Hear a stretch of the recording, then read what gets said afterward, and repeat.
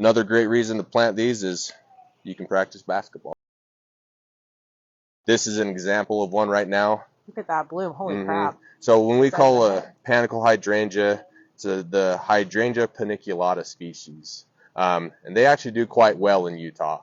So other than like other called like mophead, other type of species that are a little bit more temperamental. Panicle Hydrangeas, a lot of people know the varieties Limelight, Little Lime, Bobo, you know, a lot of that, those are the varieties we're talking about. And just for reference, we do have the list of what we have in stock on our website. Right. So people think it's a long list. It's not just 3 varieties. We have great fall plant.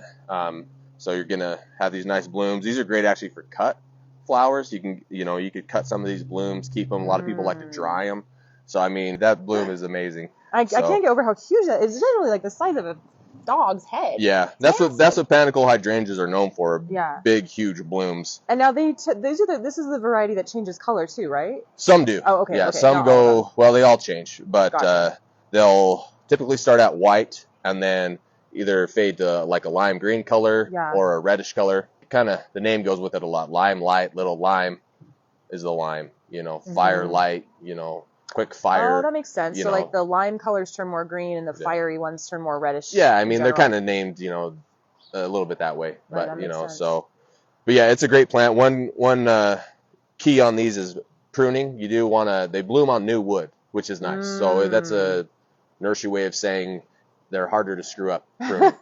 So because they only bloom on growth from that season, so you don't have to worry about cutting these flower buds off when you prune them early in the year. So and you do want to prune them back, because if you don't, your flower production will be less. So you do want to prune these back once they start budding and pushing in the spring, or even leafing out a little bit, because they don't start flowering until a little later in the season. But yeah, so it is nice. So it's not like other hydrangeas or other plants where if you prune them the wrong time of year, you cut all the flower buds off. Okay. So these are a great plant for that. So I think I misunderstood. So you prune them in the spring? Is that what you said? Yeah, you want to cut them back in the springtime. Oh, gotcha. Okay. And even these, like, if you get some nice flowers on there and you want to cut some and prune them back, as long as there's enough time left in the season, they'll flush up and produce new flowers. So like the growers in Oregon and some of the hydrangeas that we grow, you do like cycle pruning.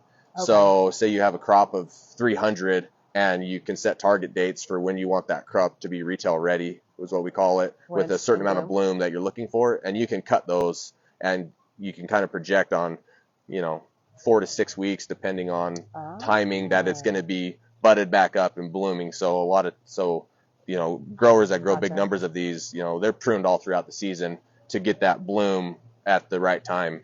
And so how that would translate to a homeowner is like, as you're pruning them throughout the season, that's what will push a new series of blooms for pretty much all, like most reblooming flowers, right?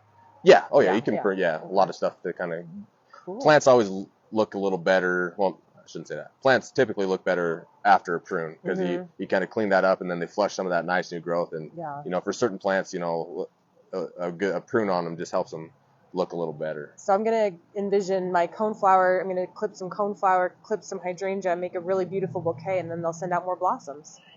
Yeah. So these are a really versatile plant, and they do well in Utah. So yeah, and they can handle, I believe this variety, this paniculata you said, can handle kind of all the conditions here, right?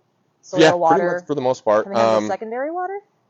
These ones, just not reflected heat. Okay. Yeah. So like up against a brick wall with south or west exposure, probably not the best in Utah, but they're pretty good cover. Yeah. Yeah. But they could do well with a little bit of shade cover, and they can handle the sun, just not the reflected heat. Yeah. Yeah. Okay.